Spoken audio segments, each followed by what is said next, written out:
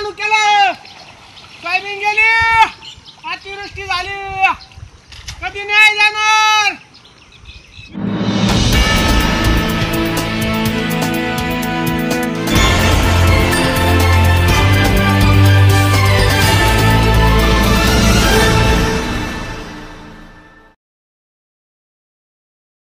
पिकात साचलेल्या पाण्यामध्ये पोहून शासनाचं लक्ष वेधण्याचा प्रयत्न केला। राहुरी तालुक्यामध्ये गेल्या 4 दिवसांपासून सततच्या झालेल्या मुसळधार पावसानं शेती पिकाचं मोठं नुकसान झालं।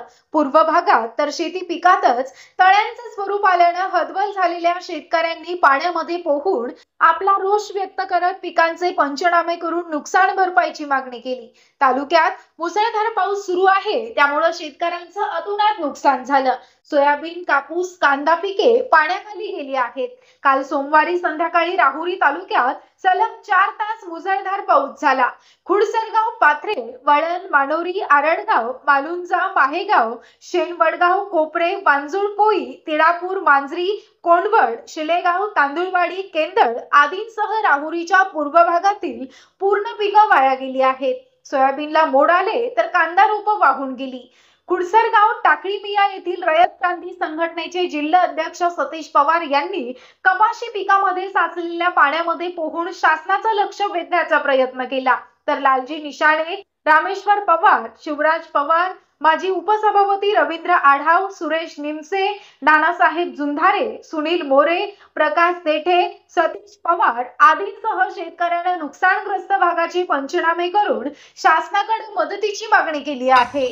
एसआरबी न्यूज साठी राजेंद्र उंटे, राहुरी। काय झालं शेतकऱ्याचं वाटोळं झालं आजी दादा, शिंदे साहेब, हे बघा, अरे काय वाटोळं शेतकऱ्याचं। कपाशी गेली, सोयाबीन गेली, कांदा गेला। फडणवीस साहेब, पीक विम्याचे ट्रिगर लागू करा, शेतकऱ्यांना न्याय द्या। फडणवीस साहेब, पाय पडतो तुमचा, बघा शेतकरी। फडणवीस साहेब,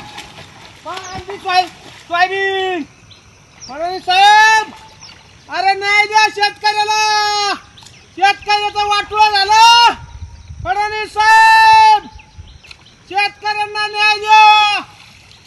बघा शेतकरी काय करतो। फडणवीस साहेब, अरे वाटोळं झालं शेतकऱ्याचं, काय चालू केलं, सोयाबीन गेली, अतिवृष्टी झाली, कधी न्याय जाणार। विमा लागू करा, 100% भरपाई द्या। एक पण शेतकरी याच्यातून सुटला नाही। 10 एकर शेतकऱ्याचा प्लॉट गेला। फडणवीस साहेब, बघा शेतकरी काय, शेतकऱ्यांना न्याय द्या। फडणवीस साहेब, शिंदे साहेब। ताज्या बातम्यांसाठी आणि नवनवीन अपडेट्ससाठी एसआरबी न्यूजला सबस्क्राइब करा आणि बेल आयकॉनला प्रेस करा।